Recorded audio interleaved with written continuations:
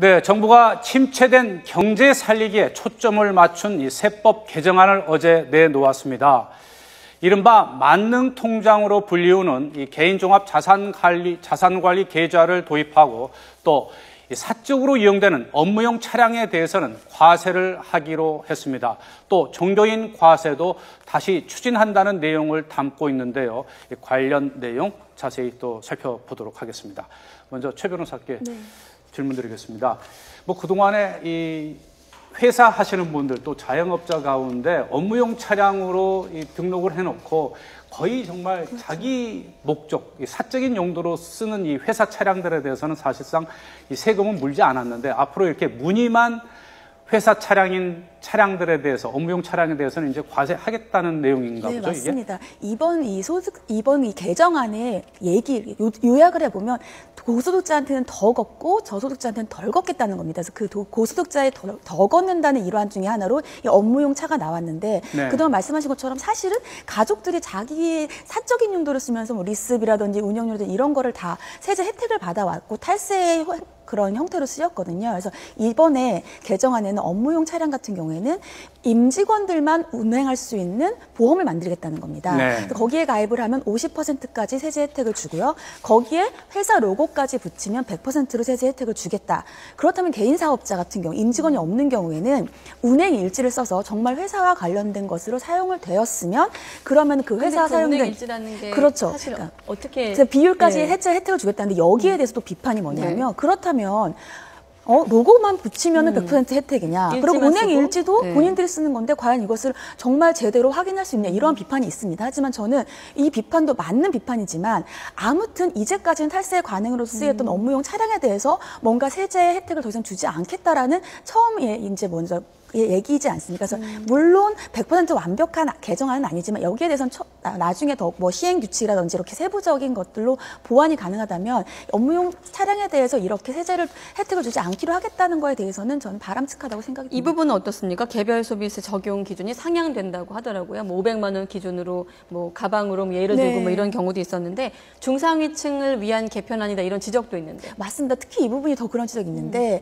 그럼 과연 저소득층한테 덜 걷겠다는 건데 지금 여기는 개별 소비세라고 일명 사치세라고 하죠. 그래서 이 개별 소비세에 대한 범위를 상향하겠다는 겁니다.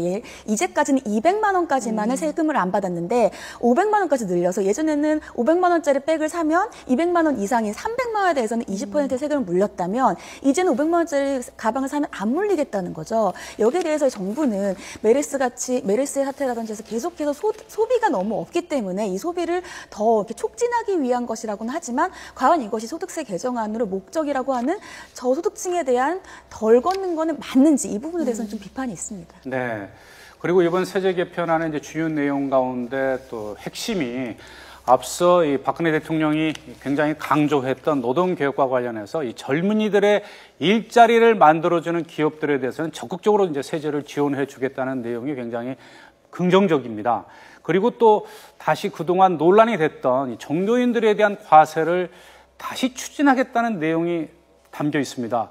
이제 종교인들에 대한 과세, 이번에 마침표를 찍는 걸까요? 어떻게 보십니까? 우리 최 교수님. 이 종교인 과세는 2013년도부터 박근혜 대통령 취임한 이후부터 계속 추진돼 왔던 거고 사실 그 이전부터 얘기가 많이 있던 부분인데 이상하게 종교인 과세 얘기만 나오면 국회가 약해지더라고요. 표를 의식해야 되니까. 그럴 수밖에 없죠. 기독교도 그렇고 불교도 그렇고. 또 세력이 엄청 크니까. 또 종교인 집단의 그 사회적 영향력, 특히 선거에 미치는 영향력을 무시할 수 없는 게 현실이기 때문에 그런지 말이죠.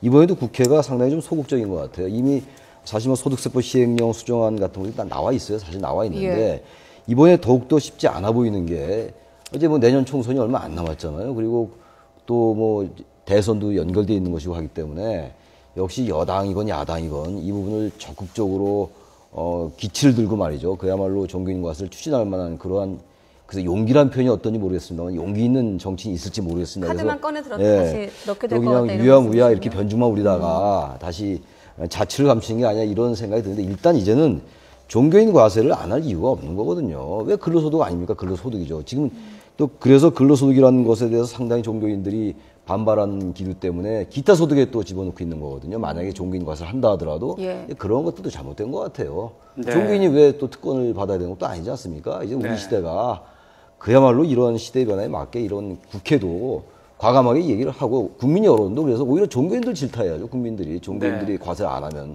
그런 쪽으로 좀 사고가 바뀌어야 된다라는 생각합니다. 네, 정부가 어제 내놓은 이 새벽 개정안, 이 젊은이들의 일자리를 늘리기 위한 세제 지원, 그리고 이 중산층을 위한 이 비과세 만능 통장 도입과 같은 이 긍정적인 내용도 많이 담겨 있습니다. 하지만 갈수록 늘어나는 이 세수 부족분을 메우기 위한 이 세수 확충 대책이라든지 조세 형평성을 높이기 위한 방안은 조금 빠져 있다는 그런 지적도 있습니다. 다음 주제 살펴봅니다.